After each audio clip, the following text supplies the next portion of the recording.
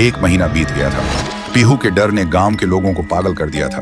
कोई स्कूल नहीं जा रहा था। बच्चे खिड़कियों से पीछे छुप के बाहर झांकते थे, लेकिन पीहू अभी भी उसी स्कूल के सामने बैठी मिलती थी। जुबान पे एक ही लफ्ज, मुझे भूख लगी है। फिर एक दिन गांव में एक बड़ा तांत्रिक आया। सुना था 1000 भूत प्रेत भगाए हैं उन्होंने। तांत्रिक गांव में कदम रखते ही एक आदमी से पूछा, ये गांव इतना शांत क्यों है? आदमी बोला, हमारे गांव में एक छाया घूम रही है जो मुझे भूख लगी है बोल के इंसान को निगल रही है। तांत्रिक ने आंख बंद की और जो देखा वो चौंक गया। फिर उन्होंने गांव वालों को बुलाया और बोला, वो बच्ची की आत्मा किसी वस्तु में बंद है, हमें उसका असली घर ढूंढना होगा, वहीं कुछ मिल सकता है। फिर एक रात गांव के 2 जवान साहसी लड़के पीहू का पीछा करते हैं और देखते हैं पीहू एक पुरानी झोपड़ी के अंदर जाती है। दोनों चुपके से झांकते हैं। पीहू एक पुरानी गुड़िया के सामने और उससे बात कर रही होती है जैसे वो जिंदा हो।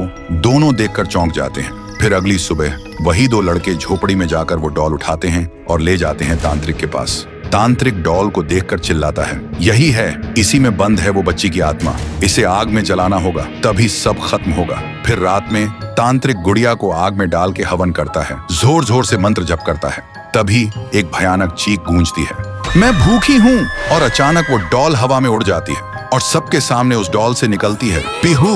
और जिन लोगों ने उस डॉल को छुआ था उनके शरीर एक एक करके पंडित जैसे फट जाते हैं। ये सब देखकर तांत्रिक भागने लगता है, लेकिन अचानक रास्ते बंद हो जाते हैं। वो पलट के देखता है, उसके सामने खड़ी होती है पीहू और वो बोलती है, तू मुझे जलाना चाहता था, अब तू जल। एक ही सेकंड में तांत्रिक के शरीर में आग लग जाती है और वो जलकर राख हो जाता है। उस रात के बाद गांव वालों को सब समझ आ गया था। पीहू ने सिर्फ उन्हीं को मारा जिन्होंने उसे दर्द दिया था, भूखा छोड़ा था, बाकी सब लोग ठीक थे। अगली सुबह गांव के सब लोग पीहू के सामने खाना लेकर आए और रो पड़े।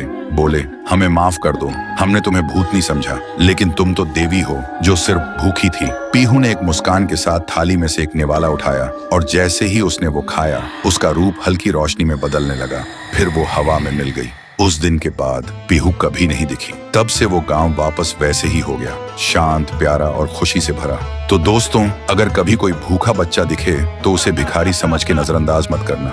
क्या पता वो तुम्हारी इंसानियत का इम्तिहान हो। कमेंट करो, पीहू अब भूखी नहीं है, अगर तुम सच में एक इंसान हो।